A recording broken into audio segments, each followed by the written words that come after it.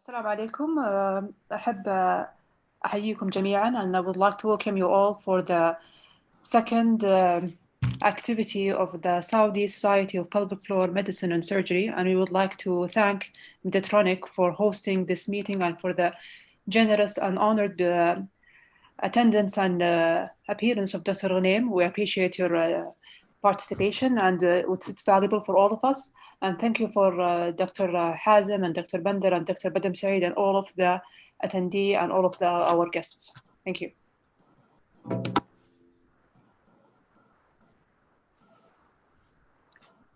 Thank you, Dr. Sarah. Should I start now, or maybe Dr. Bender will just introduce? Okay, we're just going to give a quick introduction. First of all, it gives me a great pleasure to introduce tonight's speaker. Although I don't think, honestly, Dr. Ghanem needs an introduction. His name is well known nationally and internationally. Dr. Jamal is currently a professor and vice chair at the UC Irvine Health School of Medicine, Department of Urology. He's the chief of female urology and voiding dysfunction. Dr. Ghanem is an author or a co-author of 35 books, chapters, 148 peer review articles, 24 surgical videos. He serves on the editorial board of the International Urogyne and Pelvic Floor Medicine Journal, Open Access Journal of Urology, and Journal of Neurourology and Urodynamics. He's an expert reviewer for several journals, and he is an active member of several international societies. I can go on and on, but let's boil it down to whenever you Google female voiding dysfunction, Dr. Jamal's name pop up. So please welcome Dr. Jamal Ghanem. Dr. Jamal, thank you very much for your contribution and your talk. And the floor is yours. Thank you very much for this kind introduction, Dr. Badr, Bander, and Dr. Badr and Hazem, and Dr. Sarah. Thank you very much for moderating this session, which I hope will be helpful and beneficial and more practical to the practicing urologist or gynecologist and female pelvic medicine. We had a first lecture on female urethral obstruction, but this one is specifically for a sling obstruction, probably a more common condition that meets us in our practice every now and then. Okay. So the etiology of bladder outlet obstruction in females could be anatomical, and you can see a lot of categories under anatomy.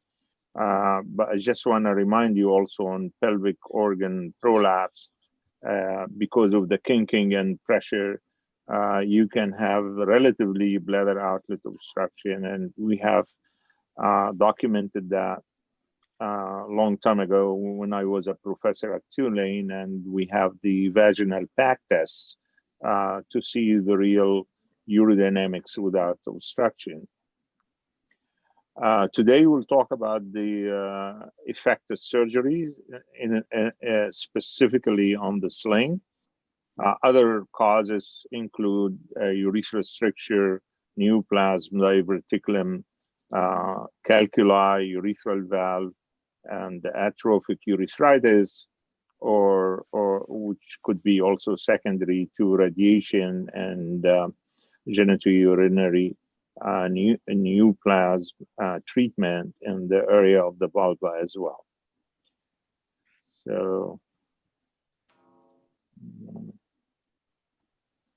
okay, I'm just trying to get the sequence right here. Okay. The other cause of category, actually, of bladder outlet obstruction is functional, and this could be neurogenic.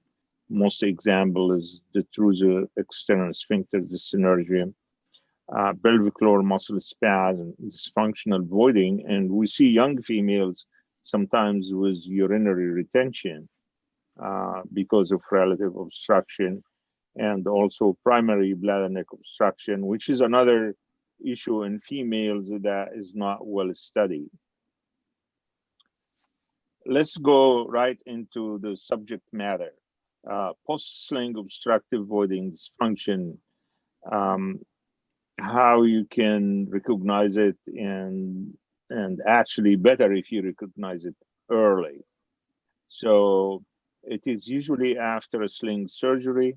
If you have a patient with elevated post-void residual urine volume, usually more than 100 cc, if the patient came to your clinic with on intermittent catheterization, prolonged indwelling catheter after the surgery, pain, discomfort on urination, it's different than dysuria and overactive bladder symptoms, and any intervention for bladder outlet obstruction. So you are under the category of bladder outlet obstruction.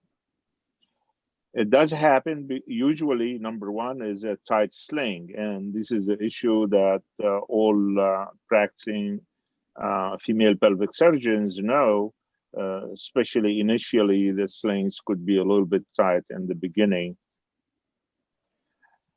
But you have also to recognize that if you have a patient with preoperative impaired bladder contractility or underactivity, then you should be very careful in tensioning this. I just want to highlight this point a little bit more because it's important, especially in our elderly population. You know, in my opinion, I think it's the worst scenario is you trade mild or moderate even stress urinary incontinence for obstructive symptoms after a sling in this category of elderly females. So that affects my decision what to do. I tend to do more transobturator sling. I tend to be less aggressive in tensioning the sling, even on the expense of taking a little bit of stress urinary incontinence in this population. Because I know eventually I can get it to dry if I use a bulking agent later on. So I'm very careful about this because I've seen patients, yes, they were dry, but they are miserable. They have to strain, they have the symptoms of overactive bladder, discomfort, and it's not easy for them to do self-intermittent catheterization. I lost my screen for some reason. Do you still see my screen? Yes, we do. Yeah. Okay, but I don't see the lecture though. So let me. Do you want to try share screen button again, Prof. Jamal? I will. But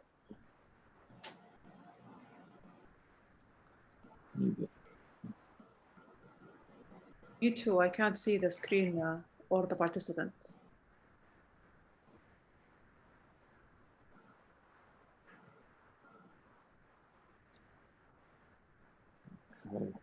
I know where is my lecture. So just give me a minute. I'll figure it out really so fast.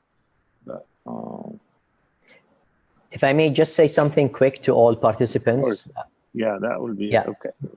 Just please, you are more than welcome to start sending questions on the chat box, because all the questions will be accepted as written questions rather than a verbal question. So please, you can do it at any time. You don't need to wait till the end of the presentation. Thank you. Yeah, Prof. Jamal, please, all yours. Right. So in evaluating a patient, it's very important to get the history and physical previous anti-incontinence surgery that makes it 3 times more risk for postoperative obstruction. Concomitant prolapse is not really a risk factor, so that does not make you change your opinion about the sling.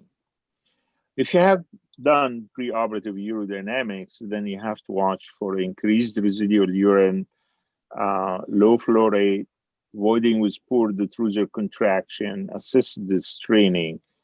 All these could be 12 times more risk for at 7 days postoperative sling for obstruction. So post-sling bladder outlet obstruction diagnosis mainly depends on the symptoms, which is obstructive in nature in most cases, but do not forget also you can have irritative symptoms like frequency, urgency, urge incontinence. Many of them, these women also will have recurrent urinary tract infections. Combination of these symptoms are usually there. On physical examination, you will have immobile urethra, what we call it hypersuspension symptoms, which is a Q-tip test less than 30 degree, and a swan neck sign that I'll show you in a minute. If you are putting a catheter, Q-tip, or a scope, you will feel some resistance. Then if you do a flow rate, you will find obstructed prolonged, where residual urine is high. If you do urodynamics, you'll have a high pressure, low flow, and that's another issue. We'll talk about it in a minute. Let's look into the incidence of bladder outlet obstruction with the most commonly used slings like TVD. This is about 2 years something, and this is based on Cochrane study, 3,400 patients, and the incidence is about 6% of obstructed voiding. This is in comparison to the TOT, transobturator tape. Again, 4,600, good number of patients, but 1 year, and it's 2.8%. If you put them together, you'll find that both of them give you a good cure rate. A slightly increased vaginal erosion and transobturator. I think when you start doing it, you might notice that. But the obstruction in the TOT is less than the TVT or retropubic.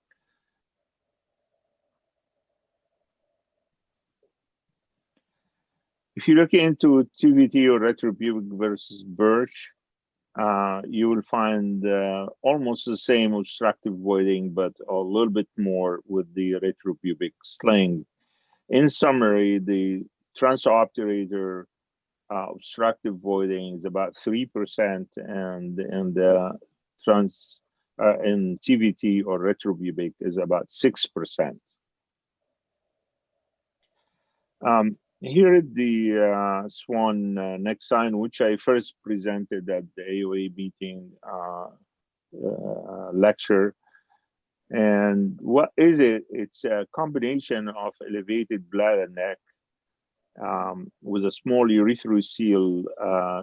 Here is the urethrocoel in this area, and a cystocoel behind it. You see that dimple here. I'm sure many of you have seen that before. This is where the sling is actually. And in many cases, if you notice, and I did some sling releases before and so on, they might be even migrated to the bladder neck or even more proximal to that, which is usually not comfortable situation. So this is the cystocoel here that we talk about. This is side view, and that's where the swan neck description came by. So a couple of other examples on the right-hand side, exaggerated central cystocoel, and you see again the dimple. So the sling is not really here; it's way in at the bladder neck level, and you can see here the scar tissue on the left-hand side where the sling was placed.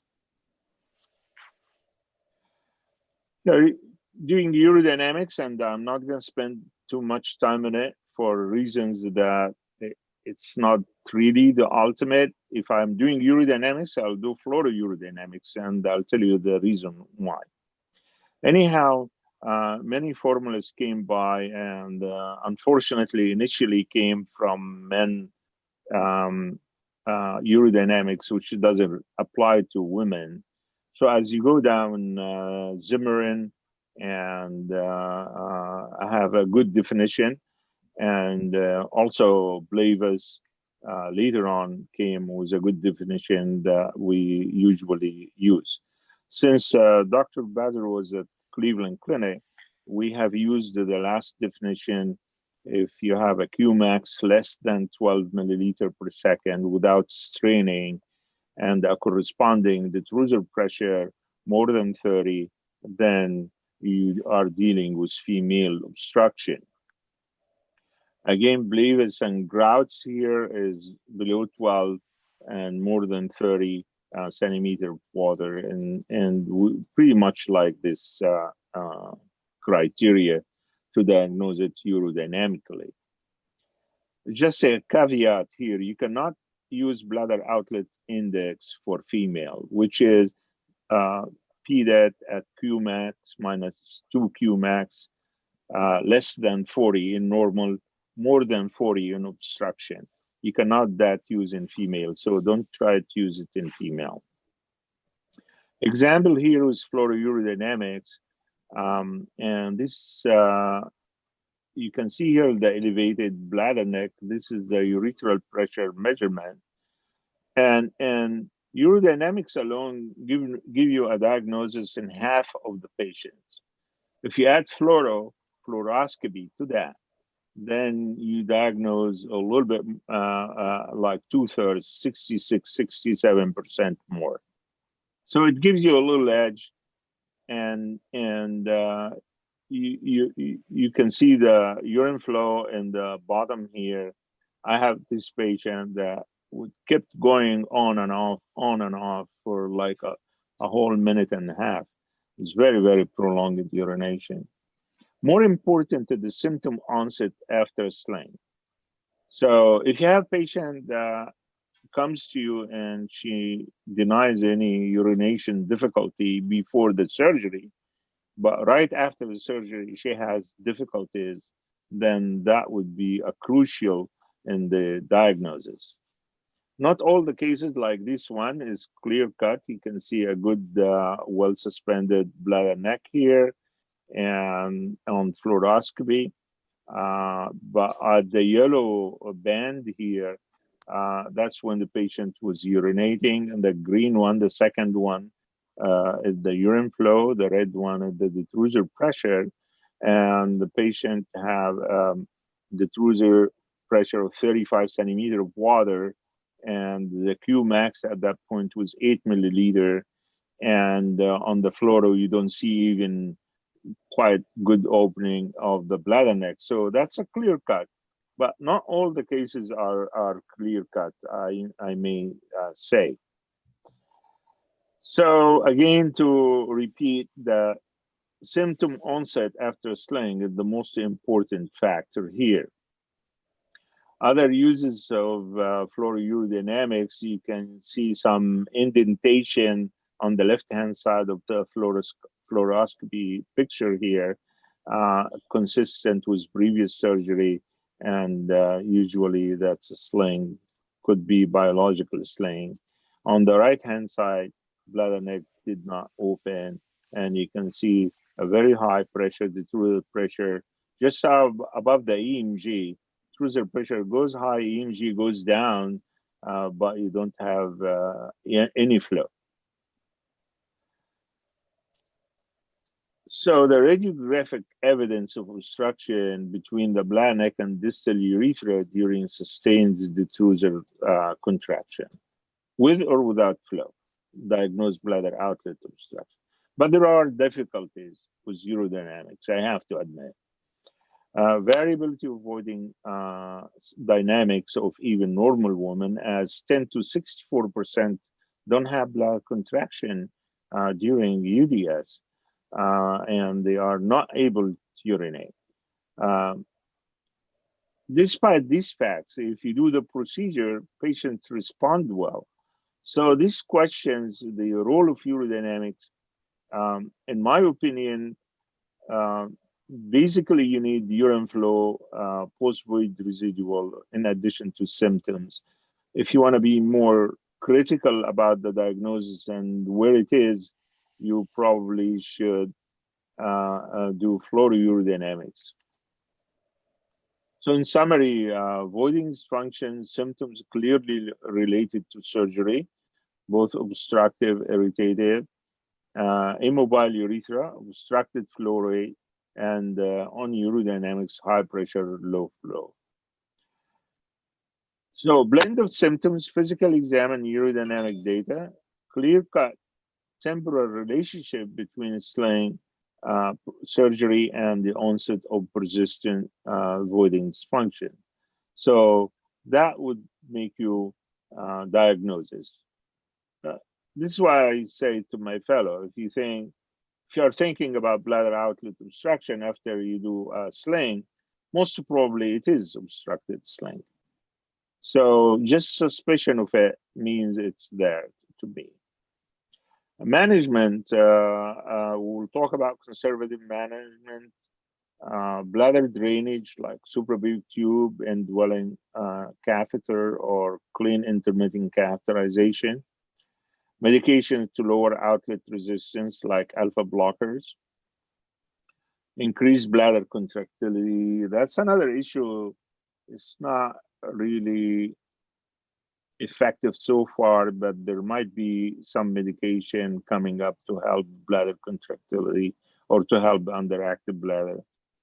Botox to the urethra to decrease outlet resistance, and urethral distraction caudally.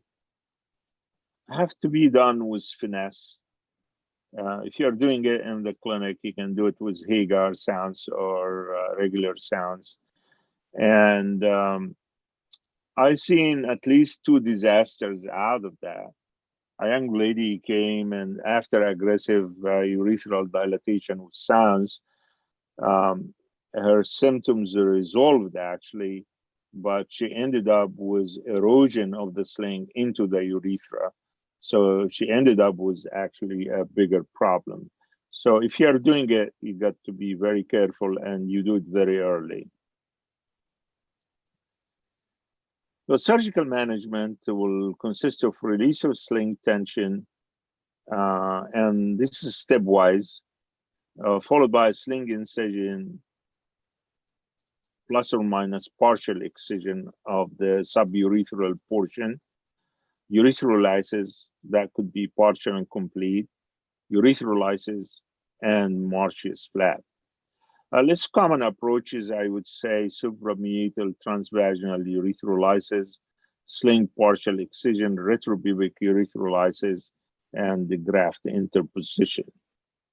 Early sling release is really can help a lot and can preserve continence. So it is associated with a high success rate in resolving post-sling voiding dysfunction with significantly lower risk of recurrent stress urinary incontinence. This is a yoga recommendation as done by Tony Bazzi from Lebanon. He was the head of this working group. And also, there was a paper in the United States done by female pelvic medicine fellows that showed the same results. I'll go just one word to say, most of us may be hesitant to take the patient back to the OR within 2 weeks. And for many reasons, you are hopeful that's temporary dysfunction, or you don't want to, the patient within 1 month going back to the OR, it doesn't look good, or any of these reasons. But believe me, if you do it, you will do a good service to your patient. So the rate of doing this surgical interference of all these obstructions 1.3%. So if we're saying that TVT is about 6%, TOT 3%, so the intervention is less than what actually could have been done. And that to me means there is lack of being aggressive in diagnosis bladder outlet obstruction. And for you all, you've seen patients 5-6 years out of surgery still suffering at least from overactive bladder symptoms, and they are obstructed. Probably I was the first one to report sling incision in 1995 and the journal Urology to relieve outlet obstruction. At that time, I did that based on biological sling. Sling incision, after some time, there is ingrowth, healthy ingrowth into the sling, and you will not see it as fibers as you go. So the best thing to do is when you reopen, I open with inverted U usually, so I can get lateral first and try to feel that band and get lateral to the urethra and carefully dissect this band to coming to the midline. Once I am in the midline, I do the incision, as you can see here, and definitely you see retraction, or I call it recoil, that the sides kind of recoil from the sling. So, you successfully deobstructed the patient. If there is biological sling, sometimes I get a piece of the vaginal tissue and interpose it here to have the continuity of the sling after taking away the mucosa, just to maintain the integrity of the sling. Here is an example, 54 years old female, frequency urgency, presented to my clinic, but also some pelvic pain, discomfort. She had a TVT repair 9 months ago, nocturia, wakes up 3 times. She has urge incontinence, frequent urinary tract infection. On exam, was typical grade 1 cystocele midline and acute angle 5 degrees. She had the sling incision and post-op nocturia improved, became 0 to 1. Urgency and pain resolved completely. Stream is excellent. No post-void residual, but she did have mild stress urinary incontinence. However, she was happy with the results and requested no more intervention. When you do cut, if you cut this suburethral sling on the right-hand side, you can see the urethra here have a little tear in the outer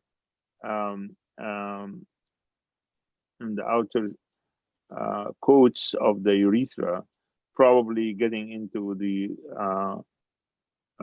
longitudinal muscles in here. So don't forget to look carefully to where you dissect it, because the sling can go inside the coat slowly into the urethra, not necessarily cutting through the urethra, which happened, but you have to repair that coat to prevent future formation of urethral diverticulum. Sometimes you can see here a very scarred urethra, and in this case we use Marcius graft interposition. Outcome from urethrolysis, whether retropubic or vaginal, some series said it's equal. Success rate is 65. I doubt 93%, but I would say 65 is more realistic. And development of stress urinary incontinence, about 17%. You can use these numbers for counseling patients before urethrolysis. which is more aggressive than just sling incision. This compiled results of erythrolysis. At the bottom here, this is more cases in the hands of Raz, Nidhi, and also with McGuire. And you can see the percentage here. I put it in a box, about 65 or 71%. So 70% is a good code for this outcome if you are counseling your patient. But what do you do even if you do erythrolysis and fail to relieve obstruction? What would be the next step?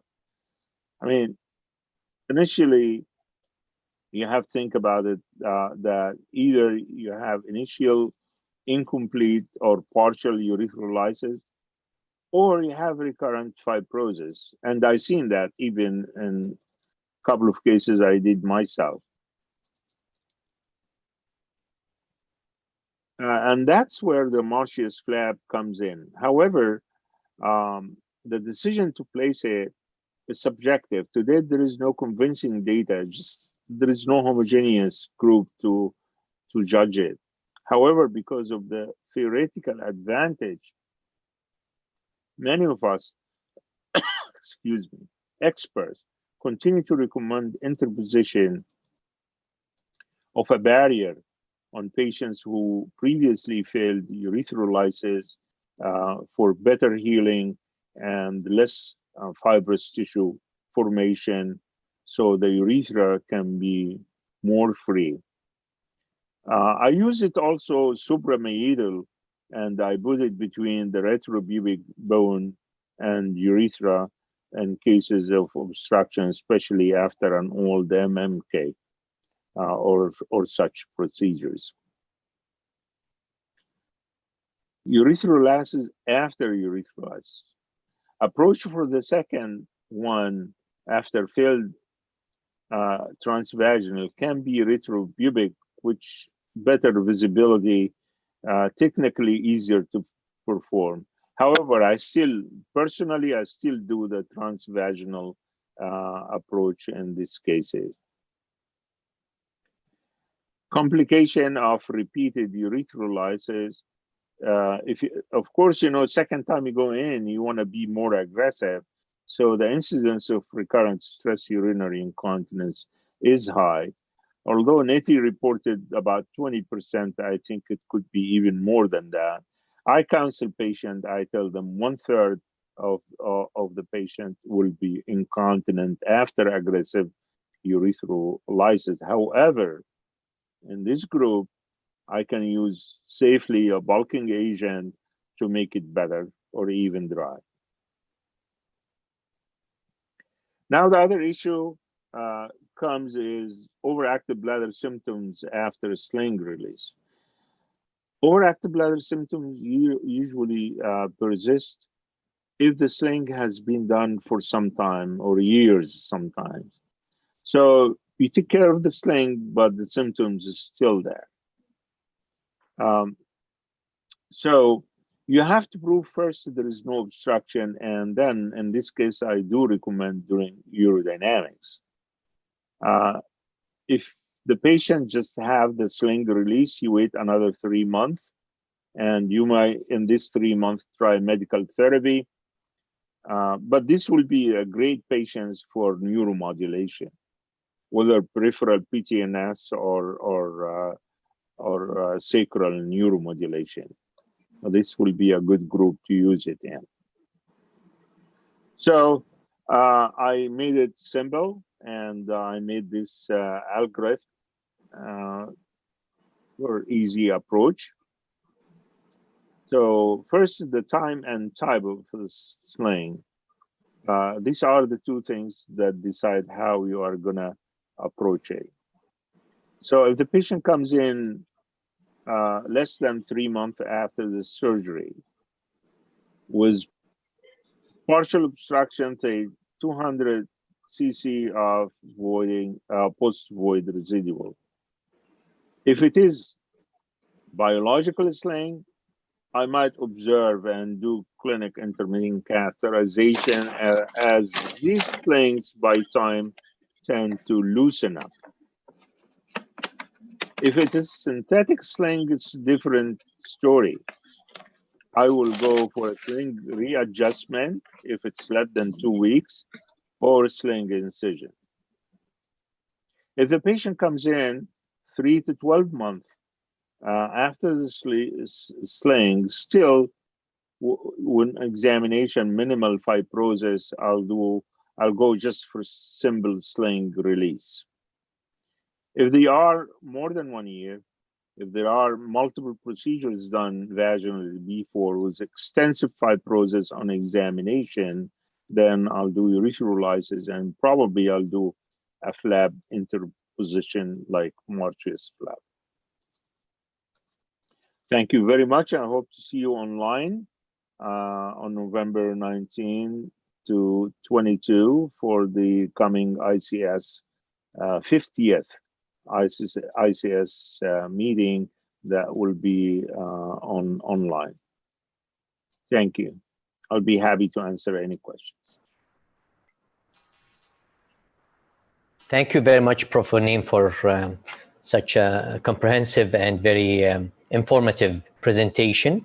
If I may actually open the door for the questions and answers time.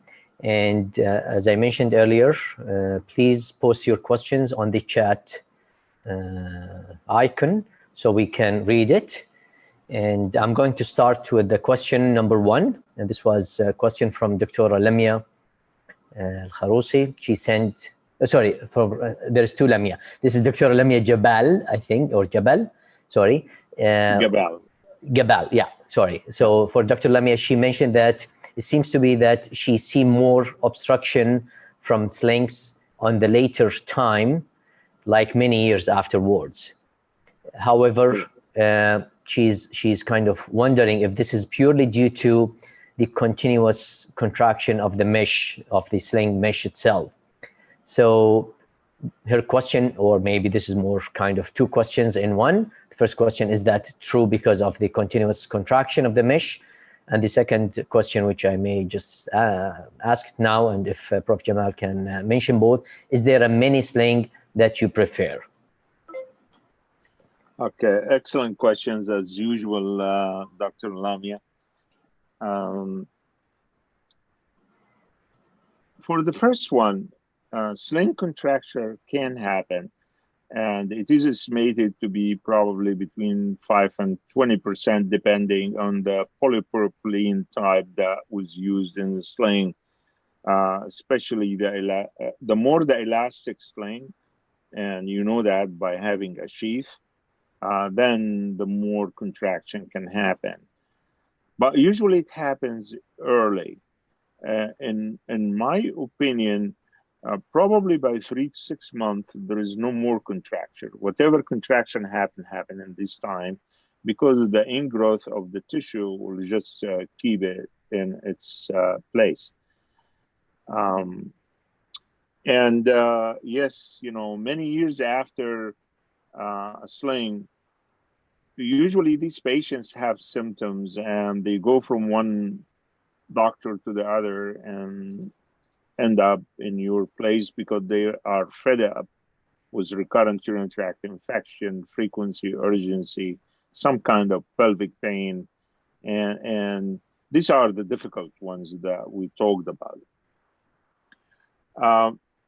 For the second question about the single incision sling, I really used to use the mini arc from Boston Scientific, but I stopped doing them altogether because they have to be on registry, and for me, I tried to get away from the litigation environment that is going on in the United States. So, Prof. Naeem, can I just?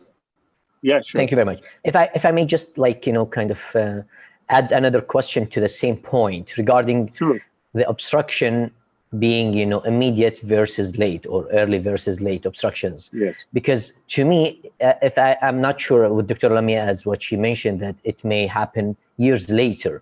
But to me, if we are talking about the timing of the tissue to, you know, stop growing, assuming that it is like going with the wound healing physiology changes or physiological changes, wouldn't we think that within 6 months, any contractions or any kind of further growth of tissue should by that time, you know, be completed and no more, let's call it, you know, contraction or obstruction? Because to me, why would someone who is not obstructive now from the sling would come years later with obstructed symptoms due to, and we will kind of consider due to the sling? Is that question clear? Yeah, the question is clear, and I agree completely about the healing within 6 months. Mature fibroblasts and the ingrowth already happen in the sling.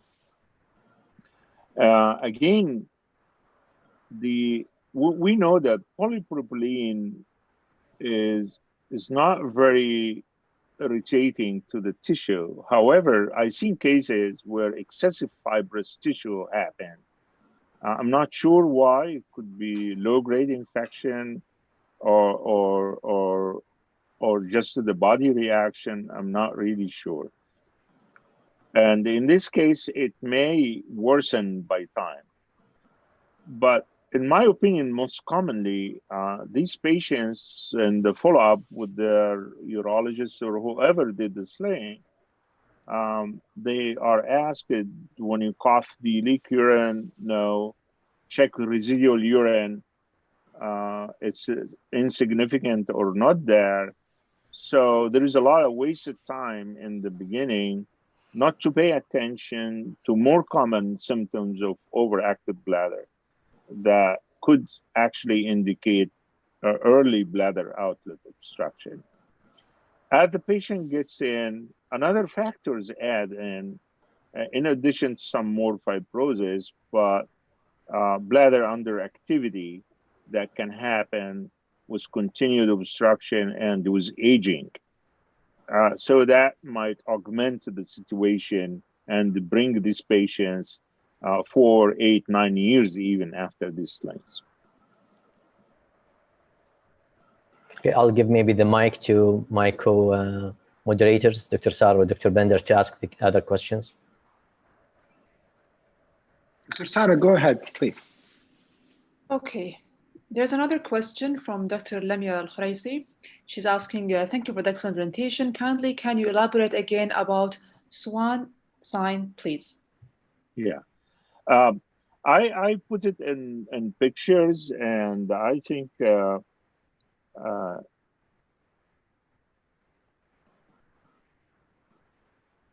let me put the picture back on again, because that would be an important one. And I'm sure all of us seen it before, I'm sure. But just recognizing it is important. So here, if you look into that picture, where the Alice is holding, it's almost close to the urethral meatus. And let me see if I can use the pen here. Okay. And all that here is a urethrocoel. And then you have a dimple that goes up here. That's where the sling is. And the sling would pull, usually a retropubic sling will pull that area, including bladder neck, and even migration of the sling can happen because of the excessive tension to the bladder neck area. But then also you have this big cystocoel here. If you look on the side, if the meatus is here, then you have the urethrocoel here, and then the sling is here, and then you have the cystocoel here. So this is like a swan. If you look at it, it's like, this is the neck of the swan. This is the head. Here is the eye. And this is the beak here. That's why it's like a swan sign on the side. And I'm sure many of us have seen that, like, these two other examples, as you can see, one on the right hand side. I again, you see the urethrocoel. Okay.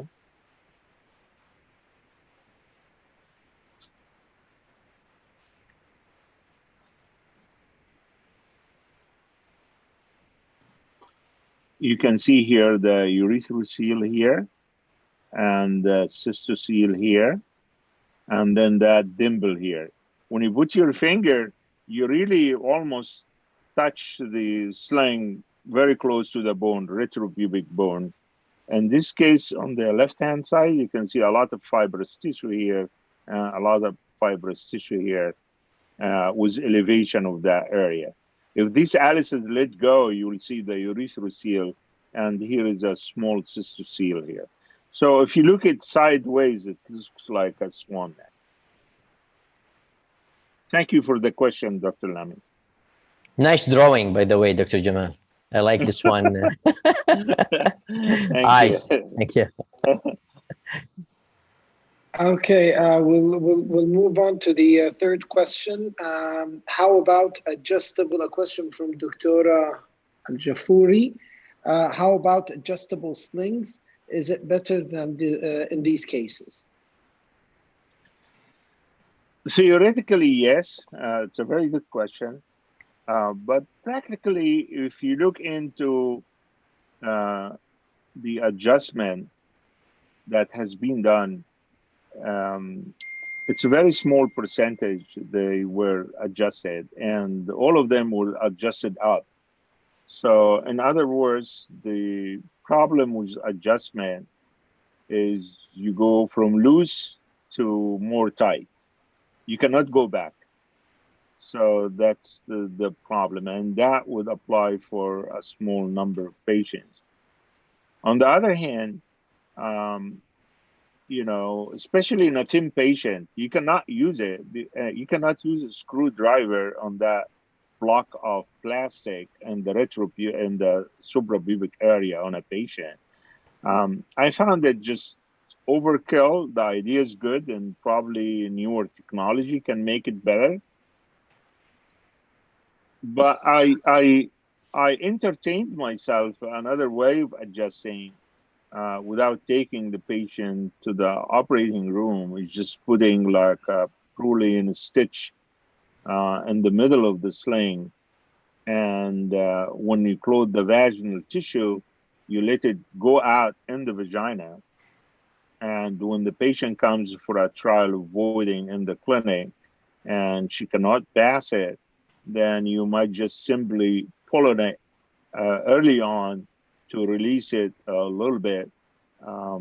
And that might be a simple and cheap way to undo the tension.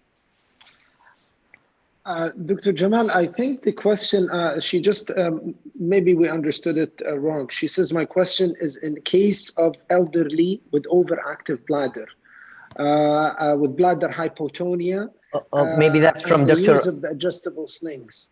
Yeah, that's a second question from a different attendee. Was it? Yeah, it's okay. Yeah, sorry. I'll maybe just read that because I think Dr. Ardlan, if I pronounce his name correct, he or she, Dr. Ardlan Ghafouri.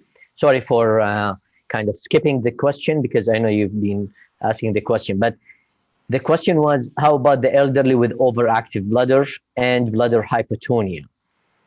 If you would like to put sling for them, and that was kind of because he's or she is talking about those who may have some underlying problem and they may need to have a sling procedure. Yeah, this is the most difficult patient in the elderly you have. And Dr. Ardlan Ghafouri, I know him for some time. He's from Doha. Good to have you online. This patient, in the past, we call them DIIC, the urodynamic, which is intruder DH is hyperreflexia with impaired contractility.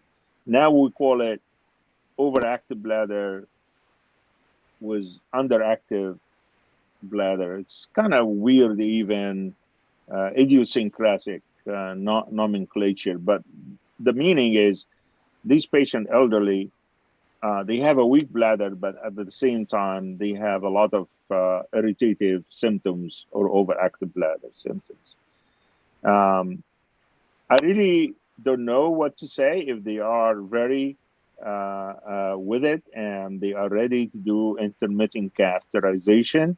I would do like a transobturator sling and tell them postoperatively you may need medication that would knock out the bladder contractility, and then you use self intermittent catheterization. Or if they can benefit from neurostimulator, whether sacral or peripheral, that would be another option. Or the most practical approach is to tell them, I'm not going to treat your stress incontinence now, but let me try to control the overactivity and see how you respond to that before we do any planning for surgery. And you can start behavior medical therapy and see what happens. But I agree, these are the most difficult patients. In my practice, usually I tell them you might need to do self-intermittent catheterization once a day after the procedure, because you may need to have medication to go on medications. But Prof. Ghanem, regarding more to the bladder hypertonia, if you actually have a female which you may think that her voiding function is compromised, and what would you actually use as kind of your urodynamic parameters to say, no, I don't think I would do for you a sling procedure because I think you are at much higher risk for obstruction. For specifically bladder hypertonia, when is the kind of the limit to say I still would do it or not? Yeah, if they have to start with significant residual urine, I'll be very cautious to put the sling in. Because definitely they will need clean intermittent catheterization, and that would be individualized to the patient if they would agree to do that. So for me, residual urine and urine flow are pretty even more important than doing urodynamics itself.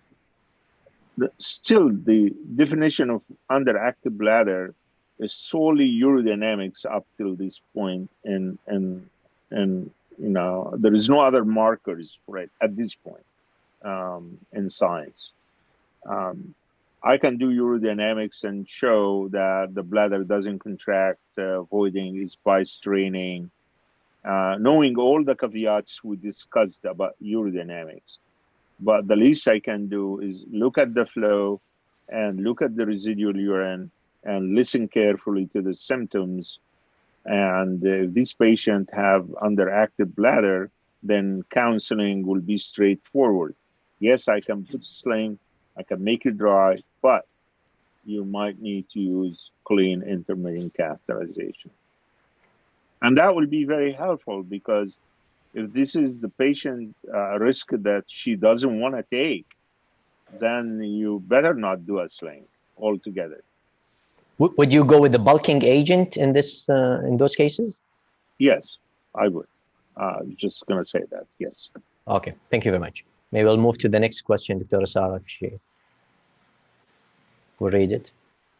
I think Dr. Maysoon is the next question, if I'm not mistaken. Yeah. Would you remove symptomatic tape extrusion found during speculum examination?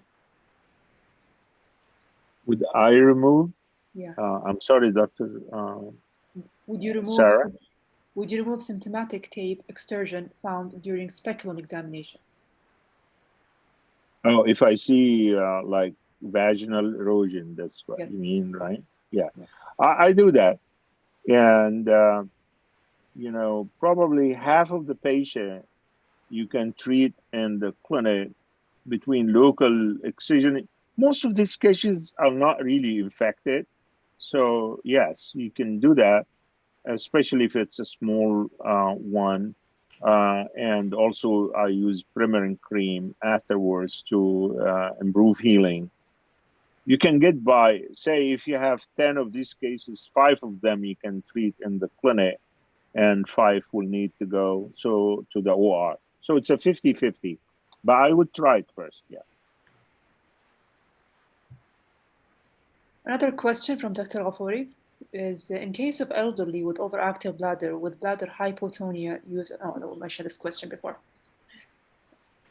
Okay. Yeah. Okay. Yeah. I think there was a question regarding do we have a local data for bladder obstruction post-sling surgery who underwent surgery for that? So do we have a local data? Well, the data mostly from series of let me try to get it if possible.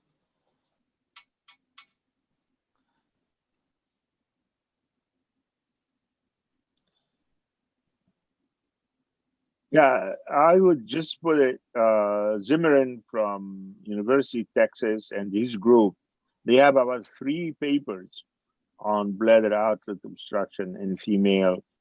Then Dr. Grautz and Blavis from New York have also a couple of papers, and probably Dr. Nidhi also.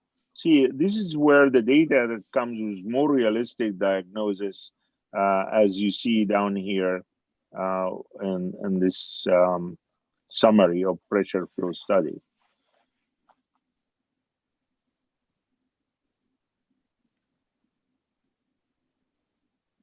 Prof, if I'm sorry, you have more to say here, dear? No, I don't know if I answered the question or something is missing. I don't know. Maybe he's thinking about some sort of registry, sort of, or some kind of big data about the percentages. But I agree. I mean, this is presenting like what the literature is talking about. Yeah. Sorry, I have actually many questions, but I know the time is almost finished. I have myself the questions to ask, sure, but we sure, try Dr. to give the attendees the chance to ask. But like personally, I look at into the diagnosis, and unfortunately, as you kind of explained nicely, unfortunately, like we try to sometimes leave the patient assuming that this is going to be corrected on its own, and like to me, and this is what I found myself I do, if I have someone who's unable, and this is where I want your kind of advice, unable to void completely within the first, let's say, few days, like complete obstruction, I think those would be the best group that I would go back and release the sling somehow, kind of pull on it, if that's correct. I did it a few times and it went fine. When there is some sort of, let's call it kind of not complete, partial obstruction in a way, I'm talking about the early obstruction time, like weak flow indicating maybe partial obstruction. Would that be another reason to go and release it? Or would you think maybe situation will get better? Because there are lots of people who would say, I would wait, maybe the situation is going to be better. But in my opinion, I think it will get worse because of the mesh contraction. I agree completely, and I will tend more to be aggressive, Dr. Hazem, in interfering and releasing the tension in these cases. That's where the patients actually, this kind of patient, like Dr. Lamia Gabal said, that they continued this situation for a long time till things got worse, and they are fed up with it and then seek treatment. So here is the point. If you have a patient that voids well before the procedure, before the sling, say 42 years old, G2, P2, female, straightforward stress incontinence, never had any voiding complaint. Do a sling, and then comes first voiding trial in the outpatient before she goes home failed. You put the catheter back in, and then 3 days later she comes to your clinic. You do another voiding trial. It fails. Then you probably can do a third trial in a few days, and then you have a residual urine of 250 cc. At that point, really, with that history of no voiding dysfunction before surgery, I'll take her back. I would not hesitate to do that.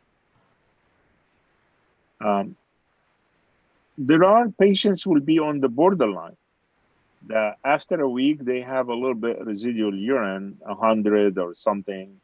Then you may choose to wait and see what happens. In general, if you are doing biological sling or pubovaginal sling, definitely in the scenario you mentioned, you can wait, even if they use clean intermittent catheterizations. I have a wide experience with biological sling early on my career, and I've seen so many of them even get out of the clean intermittent catheterization after a month or 2 or even 3. So it's reasonable to wait.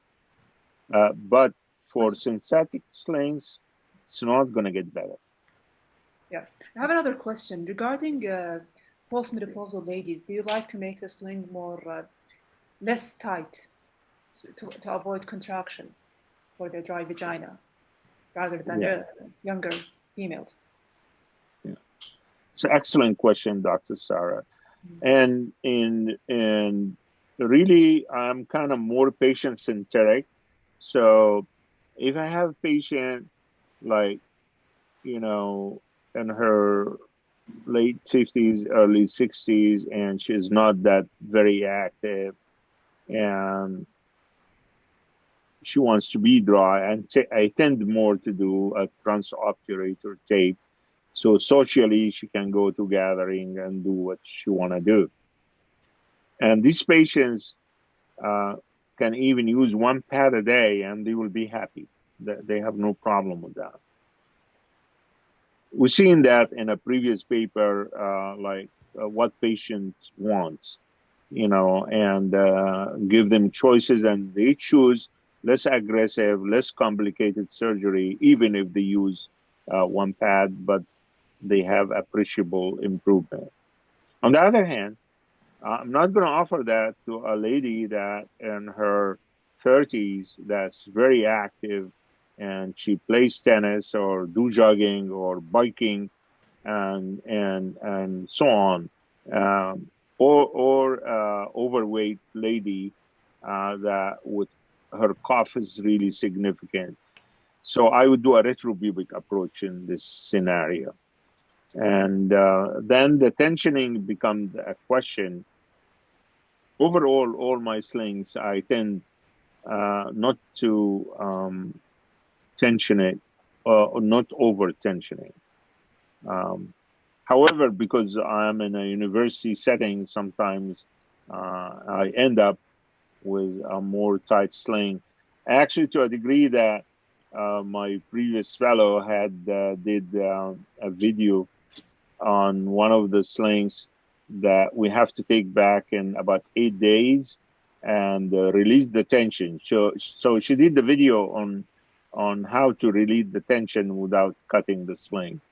So it's a short video, but I think a lot of people already doing it, or they can do it.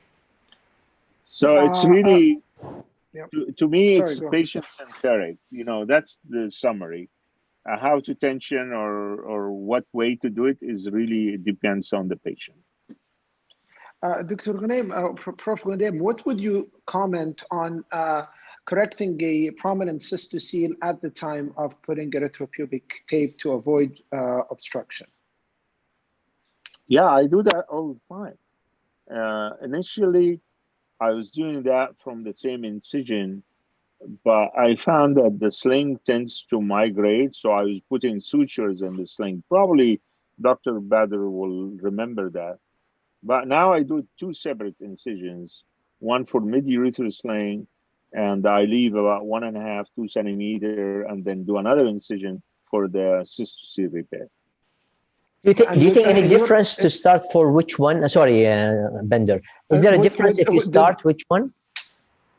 The cystocele or the sling first? If you are going to do both, does it matter? It does. Dr. Hazem's excellent question. I always tell my fellows, the last thing you do with the sling. I agree. Whatever you do, pelvic reconstruction, you change the anatomy. I agree. And you want to put the sling in the final position, anatomically correct. But not only that, the incidence of prosthetic infection goes up with exposure, time of exposure. So the less the time, the sling in the air or in the solution before it goes in the body and then closed is very important. So for these two reasons, you keep the sling the last thing. So if you're doing A&P repair, uterosacral, and perineorrhaphy, do all that before you put the sling. Thank you. Sorry, Bender. You were going to say something. And in your experience, like correction of this, like I wouldn't say like a cystocele, would it reduce the chances of the obstruction? It may. Of course, it depends on how you tighten your sling, but it will help to redirect the forces inside the bladder to the bladder neck urethra area instead of the vector, which is the summation of forces inside full bladder would be directed behind the bladder neck towards the cystocele. So redirection of the vector or forces toward the bladder neck will help to empty the bladder better. Okay, Prof. Ghanem, I think just for the time's sake, I know we already exceeded 1 hour, if I'm not mistaken, we exceeded our time.